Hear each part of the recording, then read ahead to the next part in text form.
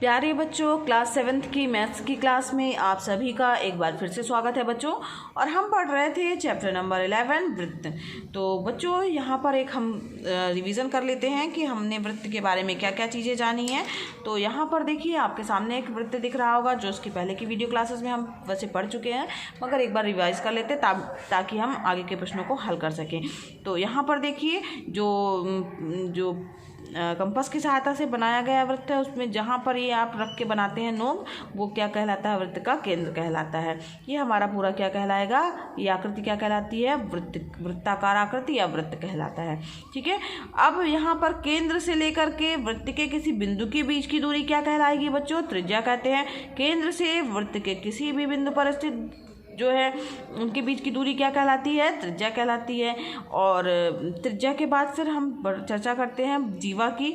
तो किन्हीं भी दो बिंदुओं पर को मिलाने वाली रेखा जो है वो वृत्त पर स्थित, अगर कोई भी दो बिंदु हैं जैसे सी और डी, ये कहाँ पर स्थित हैं? वृत्त पर स्थित हैं। तो इनको मिलाने वाली रेखा क्या कहलाती है? जीवा कहलाती है। और वृत्त के केंद्र से होकर जाने वाली जीवा ये केंद्र है, और ये देखिए ए है, यहाँ पर बी है, यानी केंद्र से होकर जो जीवा जा रही है ये क्या कहलाती है? वृत्त का व्यास कहलाती है। ये बच्चों वृत्त का व्यास जो है वो त्रिज्या का दुगना होता है। ये भी त्रिज्या है, ओ ही त्रिज्या है, और ओ भी क्या है? एक त्रिज्या है। ठीक है। तो दो त्रिज्याएं हो गई, यानी वृत्त का व्यास जो है वो त्रिज्या का दुगना, वृत्त का व्यास जो होता है वो त्रिज्या का आधा, दो त्रिज्याएं अगर मिला दी जाए यानी त्रिज्या का दुगना कर दिया जाए तो वृत्त का व्यास हो जाएगा।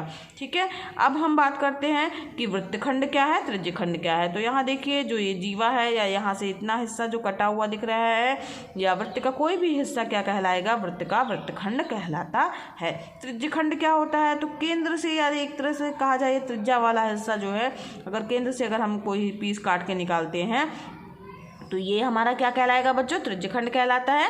और ये पूरी क्या है? ये वृत्त की परिधि कहलाती है। तो इस वृत्त के बारे में अब हम लोगों ने सब चीज़ें जान ली हैं। अब हम बढ़ते हैं अपनी प्रश्नावली अब 11A की ओर। अभ्यास 11A में हम लोगों ने प्रश्न नंबर 2 तक के प्रश्न हम हल कर चुके हैं। आज हमें हल करना है प्रश्न नंबर 3 से। बच्चों तीसरा प्रश्न दिया हुआ है कि आकृति 11.5 के अनुसार अपनी अभ्यास पुस्तिका पर एक आकृति खींचकर उसके दीर्घ वृत्तखंड को छायांकित कीजिए। तो यहाँ पर हम लोगों को ये तो पता चल गया था कि वृत्तखंड क्या है। तो ये दोनों तो हमारे बच्चों वृत्तखंड हैं, आपको दिखाई दे रहे होंगे। दो वृत्तखंड दिख रहे हैं ना चित्र में, ये वाला हिस्सा भी वृत्तखंड कहलाएगा और ये वाला हिस्सा भी।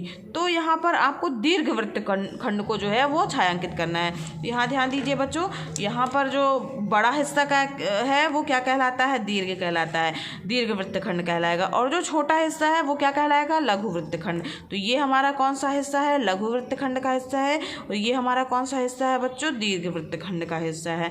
तो यहाँ पर हमें दीर्घ वृत्तखंड को जो है छायांकित करना है। तो आप इसको जो है फेयर कॉपी में बना करके और इसके बाद जो है इस हिस्से को छायांकित कर लीजिएगा। ठीक है। यहाँ पर आपको जो है वो छायांकित कर लेना है।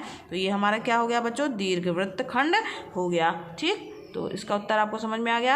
आपको फेयर कॉपी में एक वृत्त बनाना है और उसके बड़े वाले वृत्तखंड को जो है दीर्घ वृत्तखंड कहा जाएगा, उसे आपको सेट कर देना है। नेक्स्ट प्रश्न की ओर बढ़ते हैं। अगला प्रश्न है बच्चों, आकृति 11.6 में ओ वृत्त का केंद्र है। यहाँ पर देखिए ये जो आकृति दिख रही है 11.6, इसमें ओ क्या है? केंद्र है। आकृति में किन्हीं दो त्रिज्यखंडों के नाम लिखिए। तो यहाँ पर त्रिज्यखंड जो है देखिए कौन कौन से त्रिज्यखंड बन रहे हैं।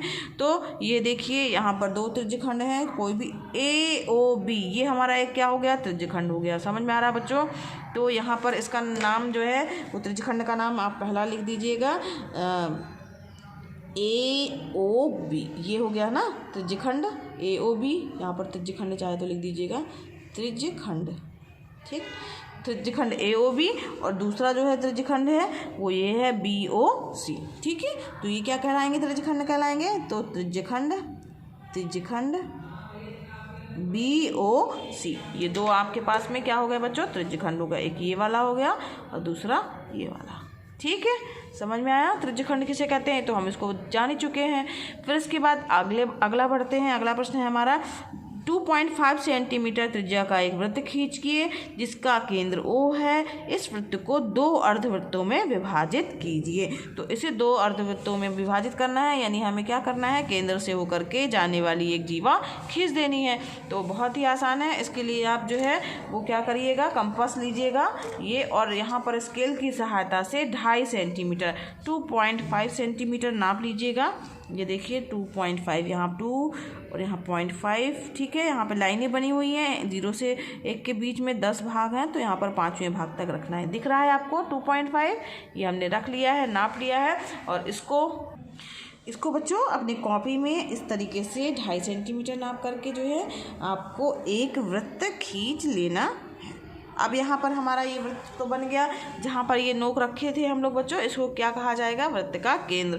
ठीक, तो यहाँ पर हमने इसका केंद्र का नाम दे दिया O। ठीक, अब यहाँ पर लिखा हुआ है प्रश्न में कि हमें केंद्र को जो है इस वृत्त को 2 अर्धवृत्त में बांटना है। तो 2 अर्धवृत्त में बहुत ही आसान है।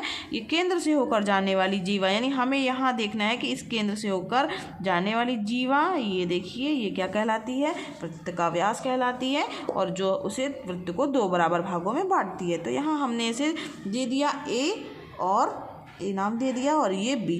तो इस प्रकार से हमारा ये वृत्त 2 वृत्तों में, 2 वृत्तखंडों में बट गया, 2 अर्धवृत्तों में विभक्त हो गया। ठीक है, तो आप इसको लिख दीजिएगा कि हमने किसी बिंदु O को केंद्र मान करके 2.5 सेंटीमीटर, यहाँ पर इसकी त्रिज्या कितनी है, 2.5 सेंटीमीटर। AO क्या है, 2.5 सेंटीमीटर की त्रिज्या का एक वृत्त खींचा जिसका व्यास AOB है। AOB क्या है, हमारा व्यास है, और ये AOB जो है इस वृत्त को 2 अर्धवृत्तों में विभक्त कर रहा है। ठीक है, समझ में आ गया बच्चों। ये प्रश्न नंबर कौन सा था, हमारा 5वां प्रश्न था। ठीक, आगे बढ़ते हैं 6वें प्रश्न की ओर। 6वां प्रश्न है बच्चों कि आकृति 11.7 में O वृत्त का क्या है, केंद्र है। कोण ACB ये बताना है आपको कि ये कितने अंश का कोण है। इस कोण को आपको बताना है, अपने उत्तर के पक्ष में कारण भी बताना है। तो ये तो आपको पता ही चल गया होगा बच्चों कि ये वाला कोण कितना होगा, 90 अंश का होगा। क्यों होगा, क्योंकि अर्धवृत्त में स्थित है, और अर्धवृत्त में बना कोण क्या होता है, समकोण होता है। तो आप इसका उत्तर जो है लिख दीजिएगा, कोण ACB बराबर 90 अंश, और कारण लिख दीजिएगा क्योंकि यह वृत्त अर्धवृत्त में बना है, क्योंकि यह अर्धवृत्त में बना है व अर्धवृत्त में बना कोण समकोण होता है।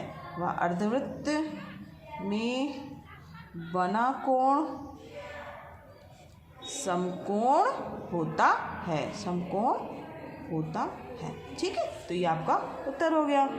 तो बच्चों इस प्रश्नावली में यहीं तक प्रश्न नंबर 6 तक के प्रश्न थे। तो ये प्रश्नावली आज यहीं समाप्त हुई। अगर बच्चों पढ़ाना पसंद आ रहा हो तो वीडियो को लाइक कीजिएगा। चैनल पर नए हैं बच्चों तो चैनल को ज़रूर सब्सक्राइब कर दीजिए। साथ ही बेल नोटिफिकेशन भी ऑन कर दीजिएगा, बेल आइकन प्रेस कर दीजिएगा ताकि आपको नोटिफिकेशन आपको मिलता रहे अगर जो वीडियो आते हैं। और ये वीडियो क्लासेस बच्चों एकदम फ्री हैं, निःशुल्क हैं, तो आप भी इसको पढ़िए, इसका लाभ लीजिए, दूसरे बच्चों को भी शेयर कीजिए ताकि वो भी इसका लाभ ले सके बच्चों। ठीक है, इसके आगे की प्रश्नावली अभ्यास 11.B जो है या 11B जो है हम नेक्स्ट वीडियो क्लास में पढ़ेंगे। आज के लिए बस इतना ही, मिलते हैं नेक्स्ट वीडियो क्लास में। धन्यवाद बच्चों।